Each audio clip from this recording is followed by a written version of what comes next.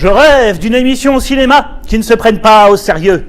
Une émission cinéma qui tienne ses engagements et qui invite des cinéphiles.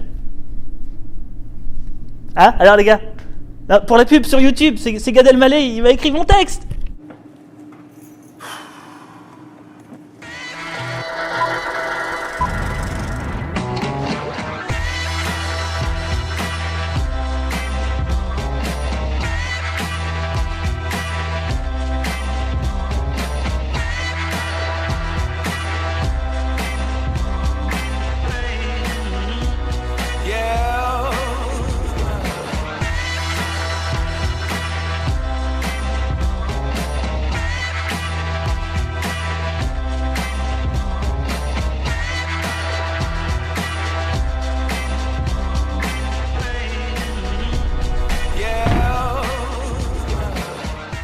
Première immanquable de ce mois d'avril, qui sort le 26 mars, Captain America 2, le soldat d'hiver, que vous avez vu tous les deux, que moi j'ai pas vu. Oui, monsieur. Donc je me pose la question en ayant vu la bande-annonce de savoir si le film se rapproche plus du premier Captain America ou plus d'Avengers, qui ont deux états d'esprit complètement différents.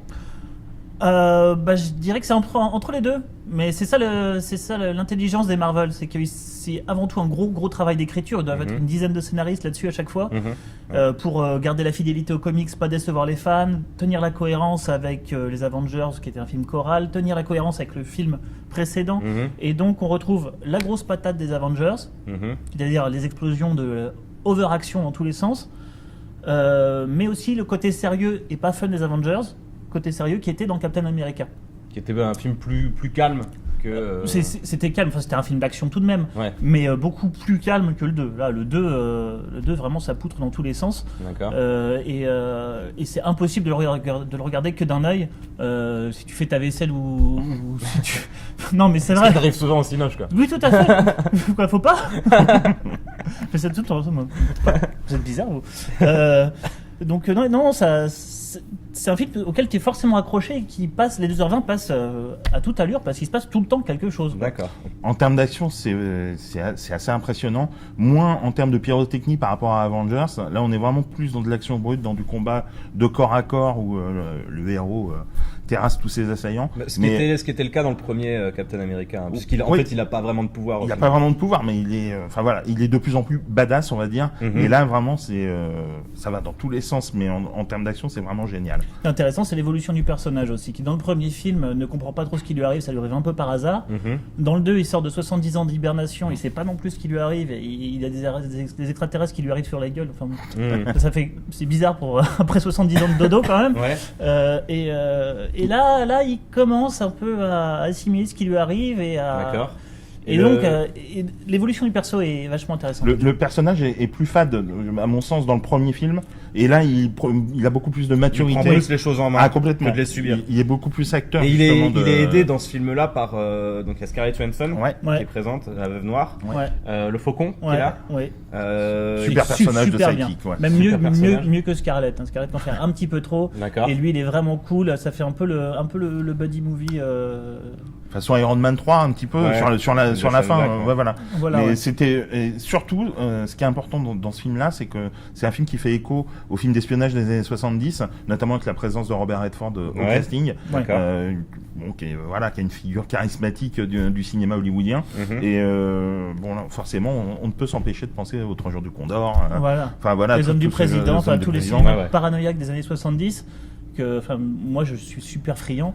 C'est original pour un film Marvel. Mais c'est vachement original. C'est inattendu. Et le message politique qui est derrière, dont on ne va rien révéler, est quand même assez couillu pour 2010 sur les réseaux, sur les médias. C'est quand même assez couillu de balancer ça dans un Marvel qui est pour les plus jeunes a priori. C'est vachement intéressant. D'accord. Donc les Marvel qui commencent à devenir un peu plus adultes. Un peu plus adultes, comme les comics. Il y a un peu moins de rigolade, de gaudriole, on va dire. Et Captain America 1 était déjà un film plus sérieux parce qu'il abordait quand même le nazisme. C'est des thématiques. C'est un personnage plus sombre que vraiment lumineux. Mais vraiment, ça va très vite et vraiment un immanquable du mois. Ouais, immanquable, vraiment. De l'action, un scénario particulièrement intéressant, des personnages secondaires qui sont bien. Et un personnage qui évolue de manière très intéressante et qui promet, dans les scènes post-génériques, une évolution encore plus intéressante par rapport à ce fameux soldat de l'hiver. Donc on est très impatient, comme après chaque Marvel. Voilà, D'accord. En salle le 26 mars. À voir.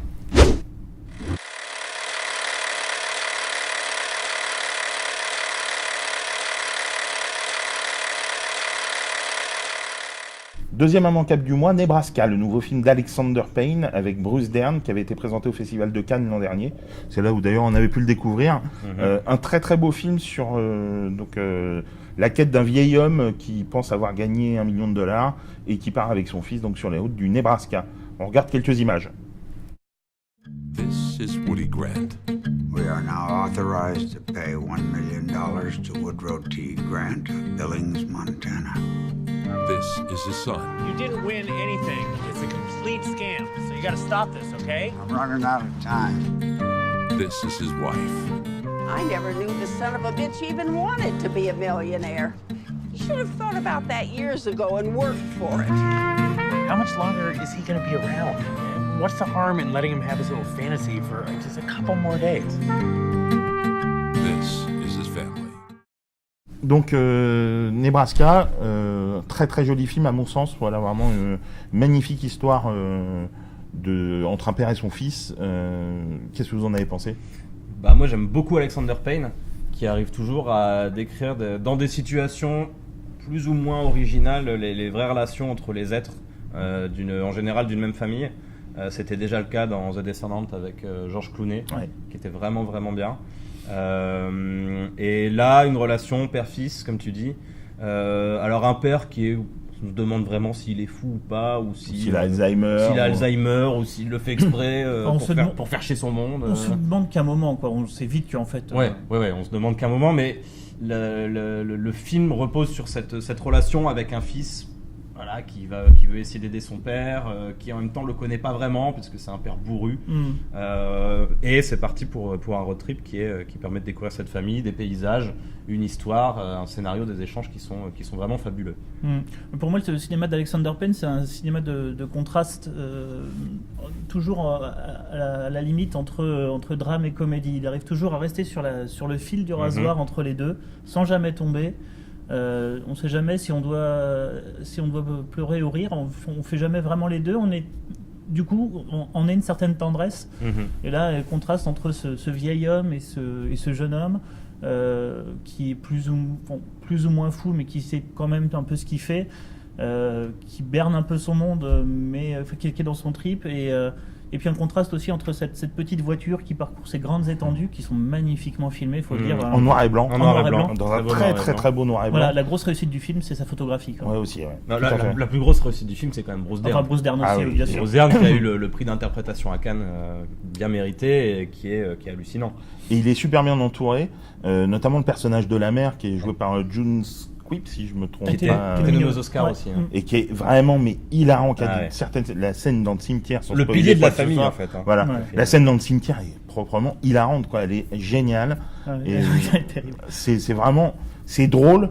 Il y a de l'émotion, comme tu dis. Voilà, on est à la frontière entre quelque chose de très drôle et d'hyper fin dans ce que ça raconte des relations humaines.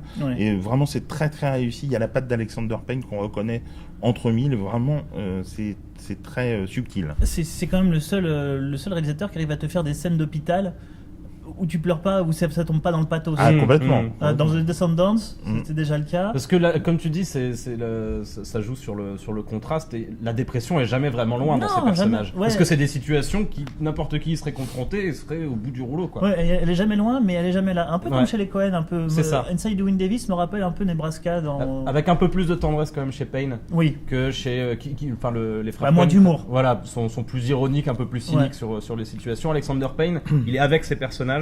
Il les entoure d'un peu plus de douceur. Oui. Mais un film vraiment, vraiment immanquable. Il faut absolument aller le voir.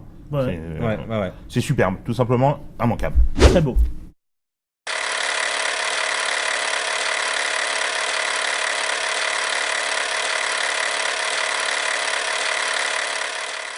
Voilà pour les immanquables.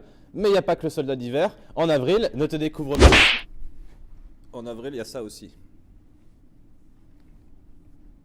Pendant ce temps, à Veracruz... Le 30 avril sortira Last Days of Summer, le nouveau film de Jason Reitman, qui après Young Adult revient avec un nouveau récit complètement différent sur une histoire d'amour complètement improbable entre un détenu qui s'évade de prison et une femme complètement perdue dans ses sentiments qui vit seule avec son fils.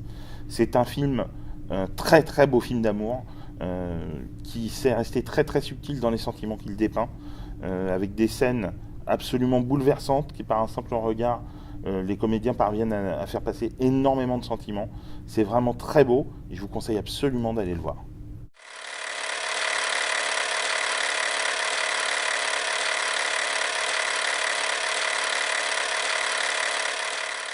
Le 2 avril sortira sur vos écrans 47 Ronin, adaptation au cinéma d'une légende japonaise extrêmement connue, le sacrifice de 47 samouraïs pour leur maître. Un film qui est dans les cartons depuis 2010, avec Keanu Reeves qui est perdu au milieu d'un casting de japonais. Le film est très original, l'action est vraiment intéressante, c'est très beau plastiquement. Seule petite limite, on se retrouve avec des acteurs japonais qui parlent en anglais, on n'est pas certain qu'ils comprennent tout ce qu'ils disent. Le rythme est un petit peu lent parfois, mais les images sont très belles, l'action est très intéressante et l'histoire, qui est basée sur des codes d'honneur, est vraiment passionnante. À aller voir aussi.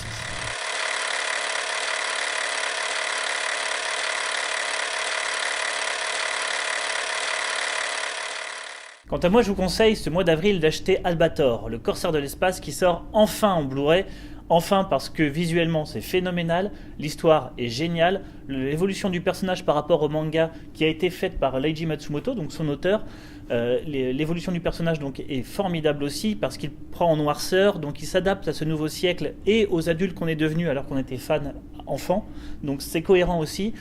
Et ça a demandé 5 ans, donc visuellement c'est phénoménal, c'est sa poutre d'enfer, ça va être vraiment un grand spectacle et c'est définitivement la sortie du mois d'avril que vous devez vous acheter.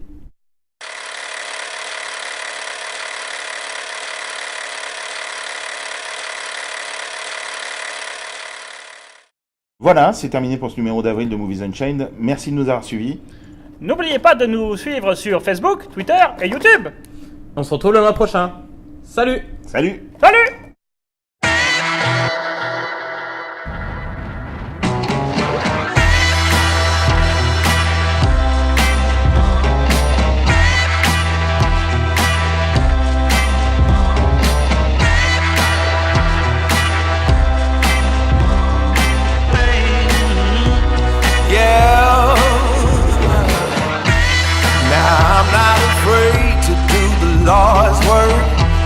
Said vengeance is his, but I'ma do it first.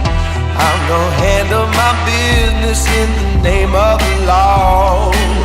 Oh, now if he made you cry, oh, I gotta know. If he's not ready to die, he best prepare for it. My judgment's divine, I'll tell you who you can call. You can call. Si tu regardes pas Movies Unchained, je te casse la gueule. Comme ça.